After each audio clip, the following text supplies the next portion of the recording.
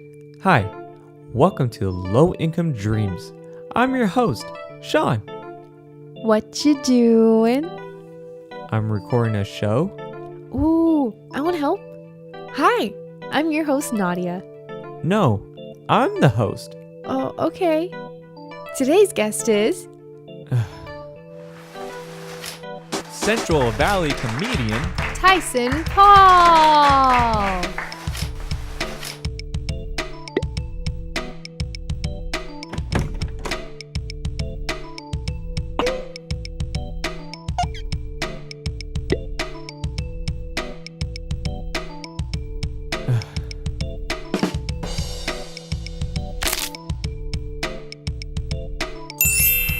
What's going on, everyone? Welcome to another episode of Low Income Dreams. I'm your host, Sean Reddy, and my lovely co-host over there is Nadia.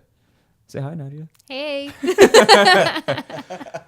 Today is actually kind of special because we do have a special guest. Now, this guy came all the way out from Bakersfield. We've been lucky enough to book him because there's two celebrities in Bakersfield. One is Korn, and that's the shirt I'm wearing right now.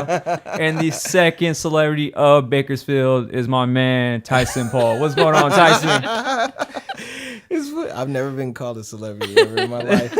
Although I did see the Korn. I did see the group. The Korn is still around Bakersfield a lot. Yeah, I just saw one of the members at a bar. Wait, what? Yeah, one of the members at a bar like 2 weeks ago. No shit. Wow. Yeah, 2 or 3 weeks ago. I forgot what he's a short, kind of blondish Okay. guy. He was at a bar and like everybody was kind of starstruck at first. Yeah. And then he was cool. You get a drink with him? I did, but it was weird though. Cause I got a drink with him, but cause we were with a group of friends, so we all were drinking with him. But he was kind of just talking like a lot. Okay. We were sitting there just like, okay, yeah, can we get a picture, maybe a drink? That's it. Nah, he wanted to have a full-fledged conversation with us. Oh, that's awesome. I would have been right in there, Liked man. you guys. There was people, no, but see, like, it was like groups of people like trying to like get pictures with him, and he's just like having a full-fledged conversation that's with everybody, badass. asking us life questions and stuff. And the craziest thing is, afterwards, I'll never forget this. He just kept saying, like, after anything he asked us life related, so how did that make you feel? Like, made me feel like leaving. I don't know. I don't know what He that wanted meant. to make a deeper connection, Yeah. sounds like. Yeah, no, but I mean, we in the bar right now, man. That's Like, fun. That's time. You get emotional when you're drunk. You know? Yeah. I was Just laying it out. like, he stayed there. When I tell you, he stayed there literally like 7 hours. I mean, He stayed there. they just got off tour. They did their Yes, they did. their little anniversary. You know, follow the leader, which we actually got to go see in San Yeah. Francisco. That was Nice. badass. That's cool. But yeah, that's crazy that you mentioned that because I was gonna ask you, have you ever ran into any of the Oh members? yeah, we ran to every member. That we is- run into every member, and then I'm like born and raised in Bakersfield, so like Korn wasn't until like early 2000s. Yeah. So they were still low budget in like the 90s. Yeah. You would see them everywhere, every weekend. Wow. Oh, that's wild. At, Jerry's Pizza, or there was another bar called Sharky's at the time that they Okay. was performing and stuff. So That's crazy. yeah, That's Now, awesome. So I'm so glad to be linked to them. yeah, no, for real. I mean, I'm just saying, you are the second greatest thing to come out of Bakersfield. I don't think so. You know, like just no, saying. there's a In lot of Sean's. football players. There's a lot of football players. You guys are Raider fans, right? I mean, yeah. Yeah. Okay. Your quarterback's from Bakersfield. Yeah, I know. But you know, right now. he's not our favorite quarterback. No. right now. I mean, no offense, Car. Yeah. But So, like, do you guys still want Carr? Or do you want somebody else? Like, the draft's coming up. I give him another year. You give him another I year? give him another year to see, because poor guy's been going through a lot of coaching changes, a lot of different just playbook changes. Kind of just sucks that the organization is going through a complete overhaul. Yeah. So you gotta give him at least the opportunity to play with the team that they're trying to build, other than just letting him go. It's not his fault. Mhm. So I mean, So it what is what it is. are you guys like still gonna be Raider fans after next year? You guys gonna get a new team? Why Like, you asking these wanna personal questions, bro? I mean, I'm trying this to interview is lure. about you. I'm It's trying too to sad lure to you think guys. about. It's too I'm sad trying to to lure think you about guys right to be now. Niner fans. Like, look, you guys Oh, still got a that team ain't- out that here. never no, happened. You no, still got a no. team Hey. like third. Like I got a 20 minutes. team. I don't know if you knew this or not, but I've been a diehard Vegas Raider all my life. All my life, bro. Well, let's move on to something more positive. So the first thing that we always usually ask our guests is, what's your dream and where are you at in your journey? Oh man, I think my dream is probably when I first started comedy. I think everybody asked you like what's your goal and stuff, and mine's was to be the funniest comedian of all time. Nice. I think go big or go home. Now, every time I told people that, they laughed and everything like that. It wasn't like in a good laugh. I thought at first I thought it was a good laugh, and then no, it wasn't. They were like, man, you got some really low dreams. But I think after a few years of doing it and stuff like that, that's still one of your goals. I mean, it's probably an unobtainable goal, but you also learn other things you want to do, like put on successful shows, and just every year you get more and more like bigger with your dreams and everything. So right now I would say my biggest dream is to actually probably bring a comedy club to Bakersfield, and then also bring our brand We On The Laughs all over the U.S. in different shows. Yeah, that's what's up. That's a great dream. That's right, because has Bakersfield ever had a comedy club out there? No, I mean we've had like a lot of makeshift. I wanna say like comedy shows. Yeah, We never really actually had a club because Bakersfield used to be a town until like 2000. Then it became a small city. Got it. So we're basically we haven't really had the interest or like the funding or anything like that for a comedy club. Stuff. But now we're starting to get a little bit bigger, more recognized around California. So I'm pretty sure within the next 10 to 12 years we might have something. Cool. I'll let you know next time I'm out there, because every time we go through, we like going towards LA. We'll probably do like one little show either in Fresno, and then we'll stay in Bakersfield. Right, and then we'll just keep it going. But there's like a cool little thing that you guys have in Bakersfield. It's literally right next to the sign that says like Bakersfield. but it's like a brewery, but then it has a bowling alley, it has a laser tag. Boulevard. What was it? The Boulevard. Yeah. Man, bro, went there the first time earlier this year. It was like the most fun I ever had in Bakersfield. It was so cool. Yeah, no, that's one of our unique things about Bakersfield. We have the Boulevard.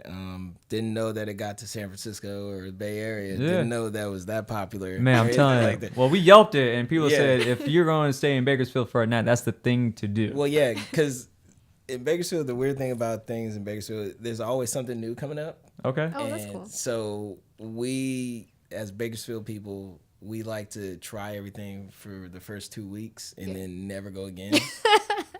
So we feel like after we've gone, we feel like nobody else goes. like since when you just sit there and say the Boulevard, like they have a bowling alley, a laser tag. I was like, oh, like y'all go there? Like, That's the place to go, man. Yeah, it is. That's one of our main attractions. And then there's other things you can do in Bakersfield. You can go kart racing, and you can go shoot stuff in the bluffs. Man, so much to exciting. do. So much to do. So much excitement. You can definitely go. You can go downtown to one of our local bars and stuff, and probably end up getting a DUI somewhere. Okay. like main attraction. And then randomly meet a Corn member, huh? Yeah. You know what? Crazy thing about now it that you is, told me that, I'm gonna wear the shirt every time I'm there. I'm gonna just pray that I could meet one of them, just keep autograph. Like, we'll just probably sign it. tell you where they're at. Every time you come out, just hit me up. You'd be like, hey, first of all, where's one of the Corn members at? I'll be like, okay, you got to go to this bar specifically at this time, and then everything else takes place. But that's wild. It happens. That is crazy. You know, it blows my mind just because I've seen so many people buy autographs at the concert, and then you just go and chill with them at a bar. Yeah, no, we did that because we always have another thing that we always have is WWE. They always come. Yeah. They always come. Nice. Matter of fact, they were there December 15th. Yep. Right? Yep. And they hang out in the same local bars all the time. The wrestlers? Yeah. What? We know Wow. exactly. I know exactly where they're staying. They stay at this kind of a timeshare. Yeah. Condo / hotel. Right by, we like to call it the marketplace, but it's like right in Southwest Bakersfield. Okay. Stay there all the time, and then you can meet them at a bar, pretty much, or something like that. They're not in character. Of course, that'd be crazy if they were still in character. They still had They're okay. So there's been times when local, like, cause they go like late at night. They go like they'll go like when they get into town, maybe like a Thursday night. 3 in the morning, or not 3 in the morning, like right before closing, but they'll tell like the bar owner or something like that, oh, this is who we are and everything, and the bar owner will let them stay open a little bit, like, they'll close the door and let them stay and drink and stuff like that. So they don't get like bombarded. Yeah, because crazy story is, one of my friends, one night when they were in town, like a few years, maybe like 10 years ago, they came in, closed down the bar. Only a few people got to stay, and then after that, around like 4:00 in the morning, they went to one of my friend's houses, and he was not a wrestling fan at all. Like girls were at his house. They thought, like, because some girls invited them to my friend's house, he was not a wrestling fan at all. They were just sitting there, like trying to tell him who they were. And he was like, okay. He was like, okay. And they were like, oh, you don't know who we are? He was like, so they were like, oh, so you're not like wrestling fans? That's depressing, like, right before a match. You're like, man. Yeah. The guy was like, no, not a wrestling fan. And he was like, why not? And then my friend was like, because I'm not 6. And like, you should have seen their faces and stuff. And like, they were just looking like, we can leave now, like, or we're going to kill this guy. And stuff. They didn't leave. They did a lot of other shenanigans and stuff that we cannot say, but a lot of adult things happened. See, this is the thing I like about this show, man. Because we bring guests on and we get all this instant information. We're learning so much about Bakersfield. It sounds like there's a lot of interesting things that happen. Like it's a small town, or a small city, but still, like, there's a lot that's going on. So, what else do you work on outside of comedy? Oh, well, me and my twin brother, we own a few websites, a few popular websites online. We have a popular pop culture entertainment website called Kaboom Magazine. We run a official female combat sports website called She Fights 2. And then we're now in the process of working on a comedy website called We Own the Laughs. So we're taking what we created and turning it into an actual comedy website where we're just going to post like comedy news, do our own videos and everything. And actually we're going to take our actual show and actually turn it into an actual, hopefully an Amazon series or Hulu series or Netflix series. Oh, nice. Wow, that's incredible. Yeah, so got a lot planned in 2019. So. Well, man, I mean, you're doing some big shows. I mean, like, as we're recording this episode tonight, you're at Cobb's. Yeah. So being able to perform on a really popular stage like that, I'm pretty sure you could talk to, like, some of the other comics and just grow from there, and you might get a connection with Netflix, man, right off the bat. I hope, man. I'm trying to get. You could pitch him a wild idea about a guy that sits at a bar, and then not only is he part of Korn, but he's a wrestler at the same time.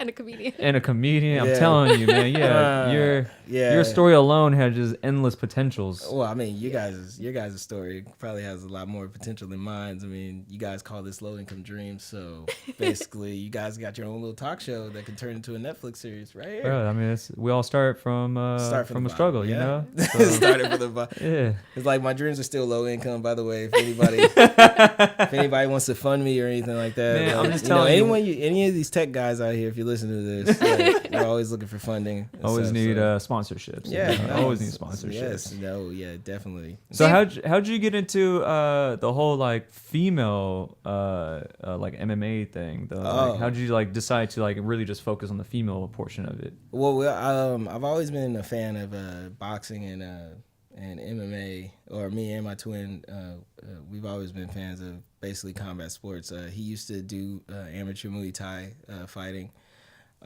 So we just kind of came up with some ideas one day, and we were I think we were watching something about Ronda Rousey and how she was transcending female sports, and we were like, yeah, you know what, we dope. Like, we've never seen like an actual female like combat sports website. Interesting. So we were just like, well, like it's not that hard to make one, and then we knew a few people that we can interview and stuff like that. So we were just we did that, and then because it's not just MMA, we do professional wrestling, okay, Muay Thai, like Taekwondo, like Jiu-Jitsu. Just any forms of combat sports we focus on and stuff. So that's awesome, man. Yeah, wow. Man. That's awesome. Yeah. And how long you guys been doing that one now? We just started that one this year. We kind of got the ball rolling. We started an Instagram page, and now we're gonna have our website officially launched because we actually have a power ranking. We have a female like top 100 power ranking. Oh shit! Yeah. What? Yeah, yeah. And we should be rlicing that. I want to say January 8th. And this is just you and your brother? Yeah. Yeah. Me and my twin. I tried to say I thought of it all myself, but he's in it. And then does your twin do comedy too? Nope. Nah, he doesn't speak. Oh, okay. Like he does not speak at all. Like if you see this, yeah. Think complete opposite. For real? Yes, okay. does. Yeah, he's because he's a writer, actually a journalist for a lot of popular websites. He writes for LA Weekly, OC Weekly, and a few hip hop websites and stuff. So. Really? Yeah. Wow. Man. Yeah. So And he's like just super quiet. He talks around maybe 2 people. Wow. Like myself. This man sounds like a serial killer. He might. He might. I wouldn't be surprised if he called me one day and was like, yo, I need you to help me bury a body. No, he's gonna pin it on you. He's actually, a funny story about my twin. You guys are identical then, right? Yes. Yeah? Yes. Oh, like, snap. Before you ask all the questions, no, I've never gotten laid saying I was my twin, although he did. Oh, yes. Like when I was 18 years old, because we went to separate colleges, but they were in the same city. Got it. Like, Oh, wow. Okay, so Wait, can I ask why was that? why was that? Oh wait, you guys just applied to different places. He was trying to transfer to somewhere out of state or something like that, so he just went to junior college, and I just decided to go to the university that we had there. Okay. We would go to parties all the time, and we would always go to separate parties because we went to separate schools and everything like that. So we were big on the car culture scene too. So one time I went to a party and met a girl there. Didn't do anything, just was dancing with her and everything like that.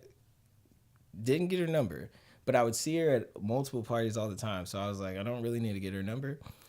So that same, like 2 weekends or a month later, my brother saw her, right? And she was dancing with him and everything like that. And he ended up smashing her. So was he using your name the whole time? No, never said his name. Never said his name. Never said his name. I think like she said my name and he just ran with it. He ran with it. And oh my gosh. Wow. He ran with it, and then a month later, the girl, same girl sees me at a party, right? And she tries to come up and like kiss me, and I was like, what are you doing? And she was just like, oh, so you're just gonna act like that now? You just man. just gonna treat me like that? I was like, what are you talking about? She was like, oh, so you're gonna act like that time in the bathroom didn't happen? I was nothing happened in the bathroom. And like, I looked her dead in her face. I was like, nothing happened. And she walked away and never talked to me for the rest of the time. So I wake up the next morning and I'm thinking about it. I was like, why would she just like normally say something like that? And then I was like, oh, wait, like, oh man. Like, so I asked my brother, I was like, hey man, hey, did you have sex with a girl, but you said you was me? And he was like, well, technically, I didn't say I was you. Like, I just never corrected her. But yeah, dude. It was like, all right, man, like, going about your business. Like, that was the first of many things. Like, I've always been scared to, like, do, like, twin things. Because I always think, like, since we act so different, I think people just assume that they know us both apart, so. It gets weird. What was your like best moment so far doing comedy, or best memory doing comedy? Probably best moment. When we performed together. I mean, I'm telling you. Yeah, definitely. Right when me and Sean, when I got to meet Sean and his wife for the first time, that was awesome. Man, like I've had a lot of good moments. My big moment probably would be probably the last time I performed. The first time I performed at Cobb's, actually. Yeah? Yeah. Yeah. Actually, like, that would probably be a big moment. I mean, there's a lot of big moments, but I think most recent probably be the time I got to perform at Cobb's for the first time, because I got to perform somewhere that I've always been trying to perform at ever since I started. Like, because when you're in Central California, you're so close to LA that you can perform at like all the major clubs all the time. So it kind of loses its luster. So because I performed at the Comedy Store, in the Improv, in the Laugh Factory, in the Ha Ha, in the Ice House. Like, you perform there all the time, and it kind of is like one of those things, like how we were talking before. Like, you should never meet your idols. Because like when I performed the first time I performed at the Comedy Store, I thought like it was exclusive. I thought you had to like almost kill a person or something like that just to get stage time. And then you hired your brother. Yeah. I hired my brother. Great callback, guys. And then you go, and then you start seeing, like, throughout the years, you start seeing everybody else doing it. You be like, man, it wasn't that hard. Like, now, now it kind of sucks. Like, because then you start to cherish, like, little, like, smaller things. Like, if you're putting your own show together, it's just like that and stuff. So that makes sense. Well, how did you get on those LA shows, though? Was they open mics? Oh, man, it was in the beginning, man. Networking? Because I've been doing comedy for about 13, 14 years now. So it was big when I would drive. I was desperate. Early, like the first 2 or 3 years I was doing it, I would drive anywhere to do like a 5-minute set. One time I drove, one time me and my mom drove to Norco, California. Nobody ever knows where it is. I never heard of that. Yeah, it's in Southern California, kind of almost by Temecula. Okay. Almost by San Diego area. And my mom drove because she was like, okay, the next time you perform, I'm going to take you because I want to see you. Wow. Literally drove that far for literally 5 or 6 minutes. I think I got paid $10, and my mom was just so hot. She was like, we drove all this way for 5 minutes and $10. But to me, it was crazy. Big. She was mad. She was pissed. But to me, I was like, yo, they paid us. Yeah, exactly. This is the best show ever. Yeah, you could have been like, mine could have been worse. We could have drove all this way and find out the show got canceled. Yeah, oh man, I've had that happen too. We all experienced that. I've had that happen too, where the show got canceled, nobody knew. Yeah. Man. Or everyone knew but you, and then you show up, you're like, where's everyone at?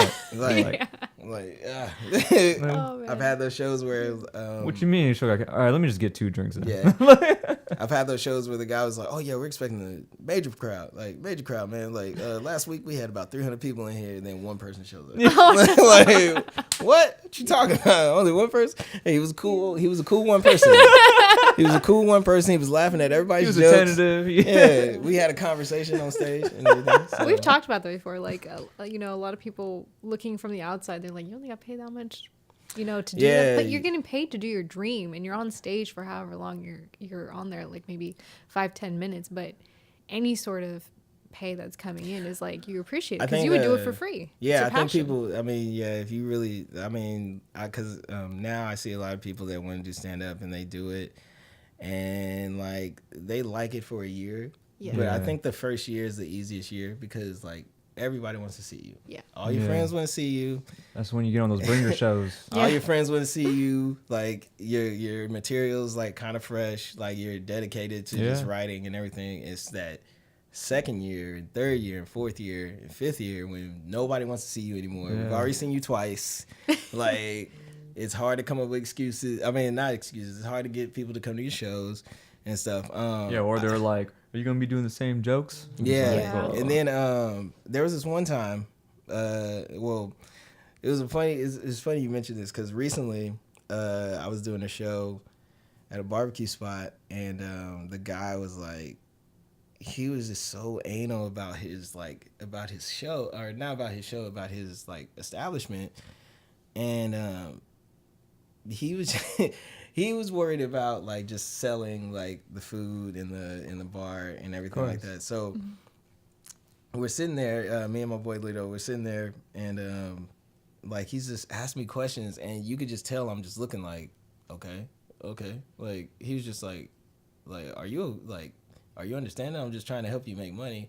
And I sat there and told him, I was just like, well, I don't really do this for the money. And he looked at me like him and my boy Lido looked at me like, you guys are, this dude's retarded. like you'll never be rich. You'll never be rich. But I think like, I mean, a lot of the times if you're doing something like that you're really passionate about, like it's just not, I mean, it'll come sooner or later and stuff like that. But like, you just gotta I think your thrill is just like on stage, because you get to do something that nobody else gets to do. You get to make like strangers like that you'll probably never see again like laugh, and they might remember you, they might not. Yeah. But at least you know that you like, you know, made them laugh and you made their day. Exactly. And everything like that. So I mean that's I mean, because Nadia tells me all the time, she goes, what you guys do on stage is you providing a service. Yeah. You know, because really. Yeah. I really view it that way. You guys, for however many minutes you're on stage, relieve your audience, at least the ones who are there for comedy, of their worries. And I really believe that that's a service. They're not thinking about their bills or money problems or anything. They're just I think about laughter is the best medicine, right? You guys are like doctors. Yeah, exactly. Just handing out prescriptions. You get a prescription. You get a laugh. Yeah, doctors are going to be like, you guys are far from doctors. Yeah.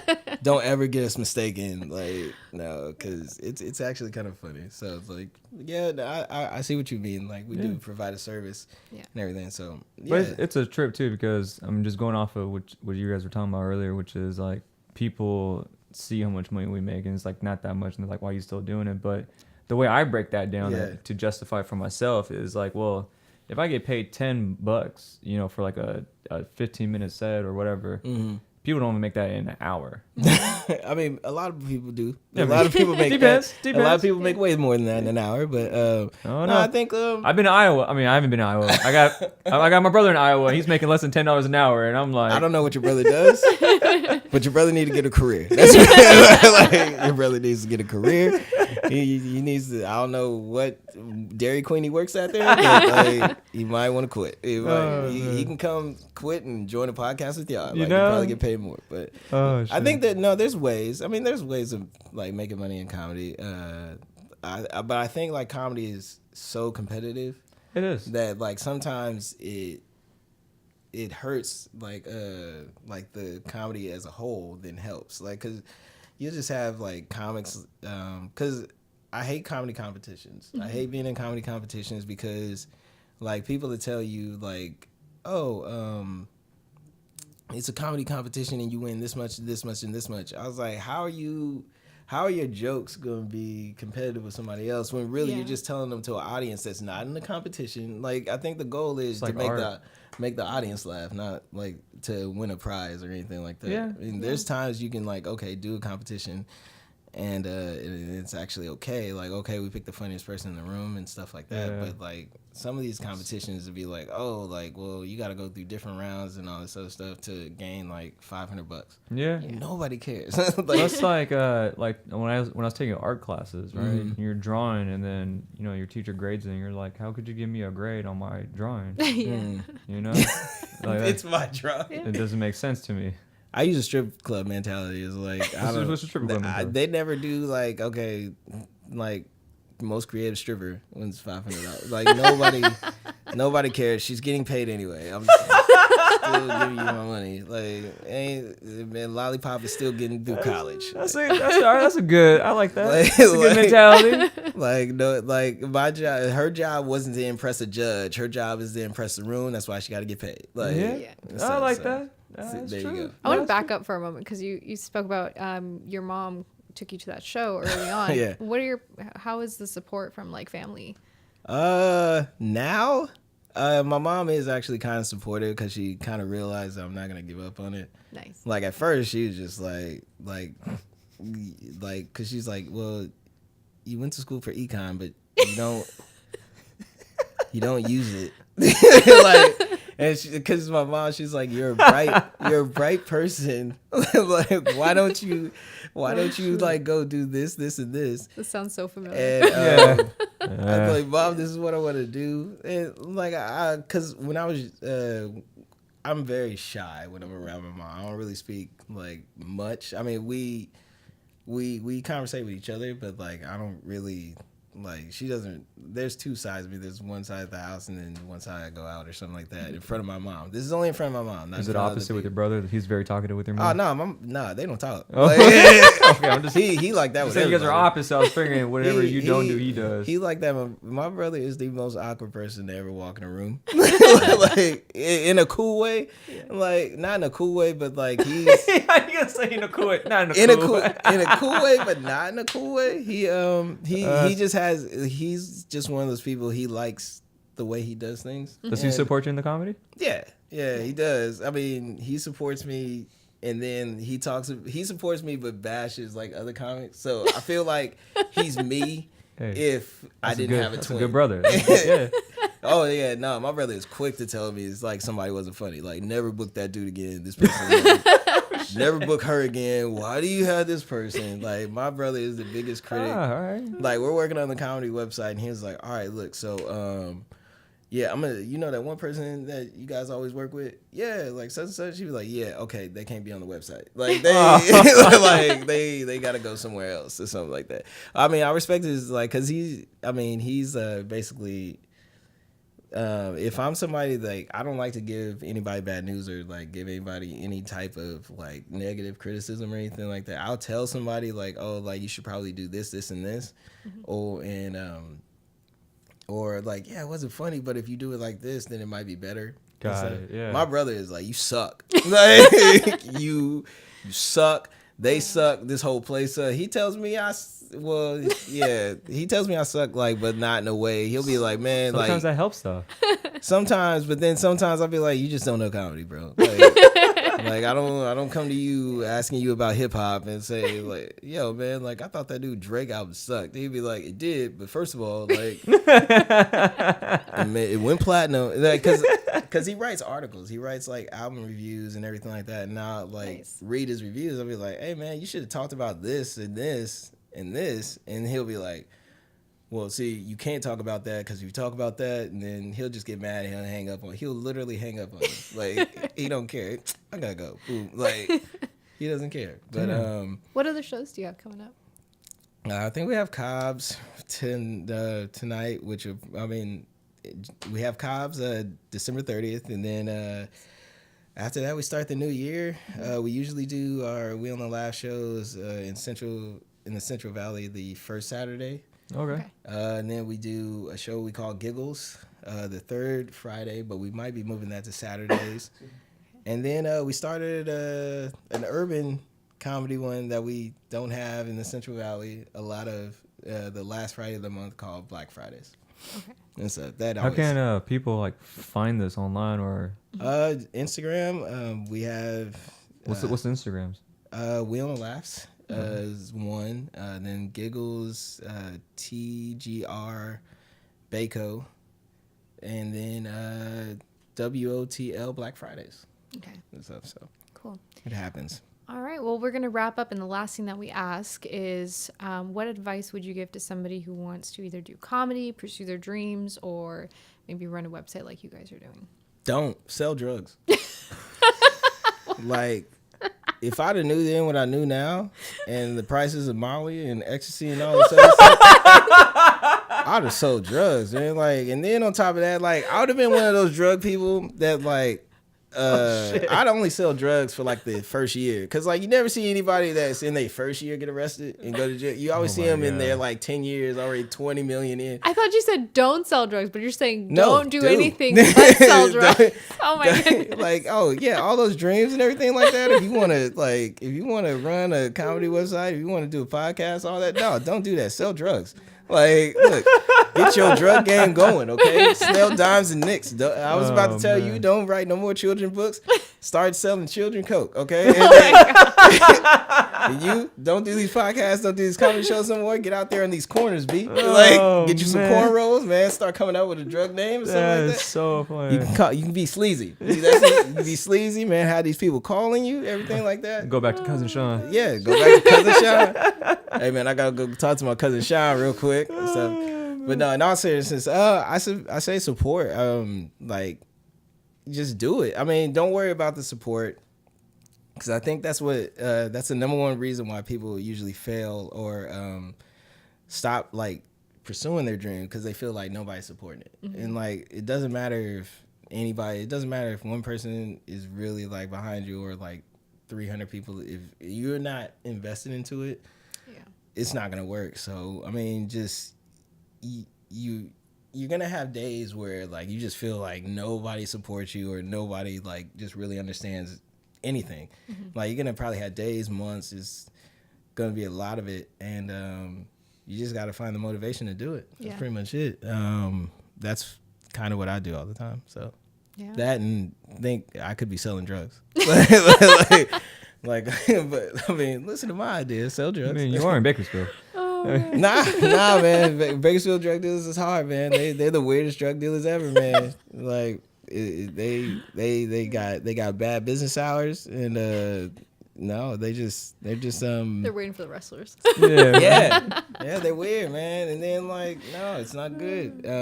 Cause like we have in Central Valley, we have more of a, like, we have I like to say movie drug dealers. Like they watch movies and learn everything from that. Got it. That makes sense. It's not gonna work. That's why they always get caught at the end. Like you'll never watch the end of the movie. They're just like, all right, we're halfway done. Boom. That's true. At the end, so. All right. Well, thank you, Tyson. Cool, man. No Thank problem. you for joining us today. Man. Thank you all for watching. Mm-hmm. And this has actually been a fun experience, because not only do we have the second biggest name out of Bakersfield, but this was also the first podcast, or I'm sorry, Low Income Dreams episode where we actually had a live studio audience. Yay! Here in the studio apartment. Yeah. Look at that. That's a live shot right there. Yeah.